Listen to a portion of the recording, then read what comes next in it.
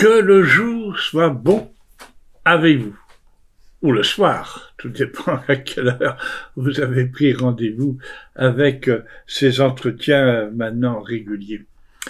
Et j'aimerais aujourd'hui, plus particulièrement, vous entretenir d'une figure importante de la mythologie celtique, c'est la figure de Cernunnos, le grand cornu.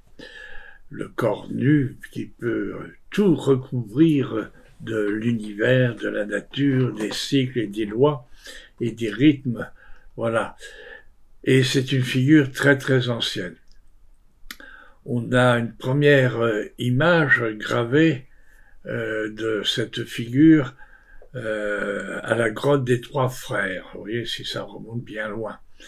Et dans cette grotte des Trois Frères, vous avez sur une paroi gravé un homme cerf, c'est-à-dire qu'il a les apparences pour partie d'un homme, mais pour d'autres parties, il fait appel à la morphologie du cerf, avec des pieds cornus, entre autres, enfin pas une tête cornue, avec des ramures et puis des pieds en forme de sabot, plus précisément. Voilà, l'image me revient totalement.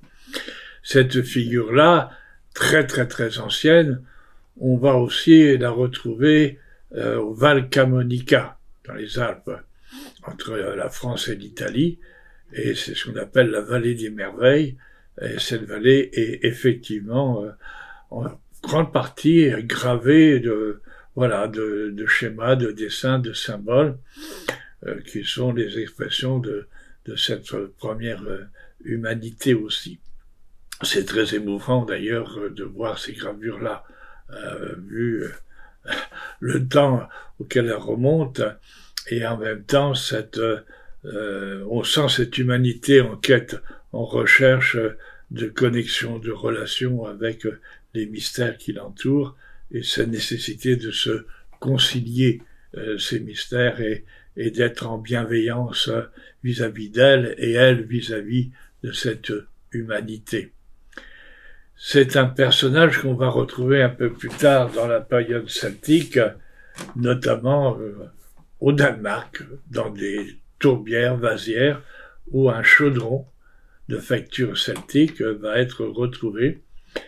Et c'est une pièce archéologique remarquable, absolument remarquable, non seulement par les techniques utilisées et la qualité des gravures opérées, mais parce que ça raconte peut-être d'une façon synthétique, condensée, une bonne partie de cette pensée celto-druidique. Et sur ce chaudron, sur une de ces plaques que constitue le chaudron, il y a cette image du dieu au bois de cerf, avec l'apparence pour une grande partie humaine, mais aussi ses emprunts et ses attributs d'un cervidé.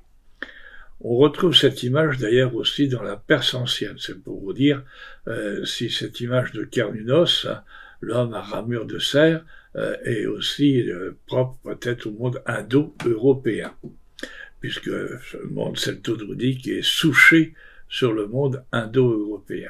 Donc une figure certainement qui a été largement répandue.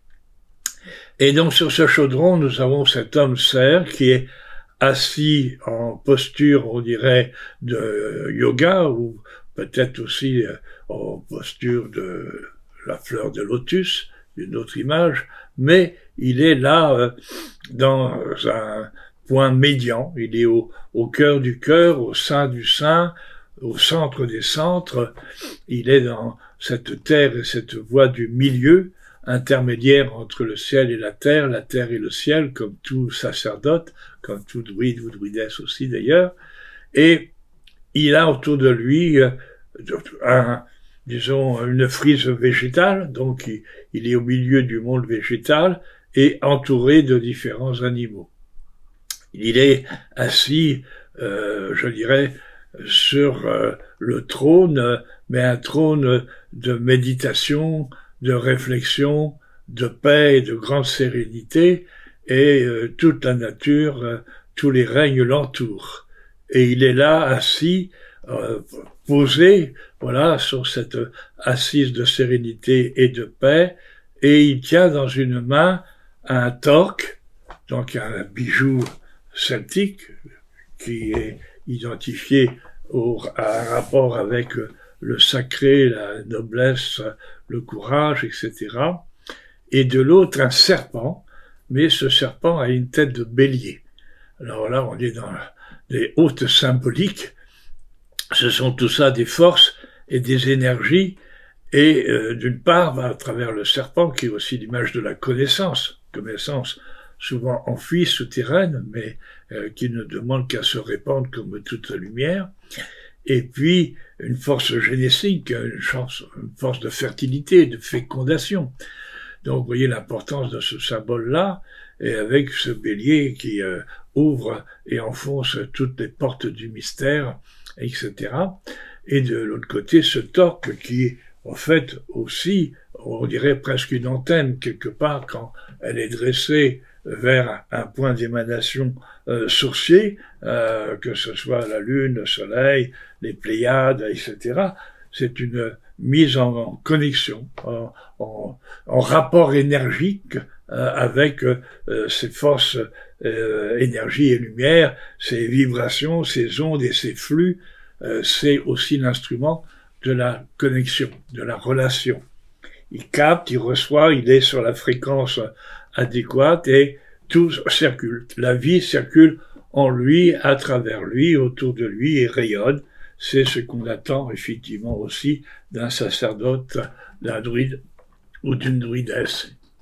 Donc cette figure-là, elle sera très importante, puisque c'est certainement une figure mère dans la mythologie celtique, mais aussi présente dans d'autres civilisations. Et nous avons la chance d'avoir ce magnifique chaudron dit de Gundestre, et qui relate une pensée spirituelle, philosophique, culturelle, enfin la pensée même de cette société celto-druidique. Donc c'est une figure de très très grande importance, et elle va continuer de faire son chemin à travers les siècles et les générations. Notamment, elle va connaître surtout aussi une mutation, peut-être pas tout à fait celle qu'elle aurait souhaité, mais le monde chrétien, dans son entreprise de destruction du paganisme, va s'emparer de cette image pour lui donner celle de ce qu'on appellera le diable, voilà. Hein, donc la chose à rejeter à tout niveau, comme le paganisme lui-même est à rejeter parce que c'est une idolâtrie et une hérésie pour le monde chrétien. Voilà. Et donc ce diable, si on prenait un sens un peu plus étymologique, ce serait peut-être ce qui vient de diabolum, c'est-à-dire simplement celui qui se jette en travers. Et l'Église peut condamner un paganiste qui se jette en travers de ses emprises, avec toutes les conséquences que l'on sait. Hein. Ça, on n'a pas toujours la référence qu'il faudrait quand on parle de certaines choses, et c'est dommage. Hein. Donc, ce diable, il est diablement intéressant, surtout, on peut dire cela, parce que justement, c'est le maître des animaux, c'est le maître de la vie et de la mort, de toute forme de vie, de toute forme de naissance. Il est le grand régent au sein des lois de l'univers et de l'univers lui-même. Il est une émanation de ce que l'on ne peut pas nommer, mais qui se référerait peut-être à un principe, à une essence, à un anima. Qu'importe, en tout cas, c'est ce qui fait que la vie est la vie et que nous sommes de cette vie, et essayons justement, dans cette vie qui nous est offerte, d'être aussi, nous, offerts à cette vie. Alors oui, voilà, le grand cornu, le dieu cerf, Cernunnos, il est représenté dans la statuaire gauloise, celtique, avec de nombreuses représentations, parce que il est à sa juste place, il est un modèle et une référence, puisque dans sa posture même et dans ce chef-d'œuvre que l'artisan celte nous a livré, nous avons l'image même de l'homme à sa juste place, en paix, en sérénité, droit comme un arbre qui se dresse vers le ciel, et dans cette capacité d'émettre et de recevoir sur une fréquence de vie, sur une fréquence de ferveur, sur une fréquence d'amour.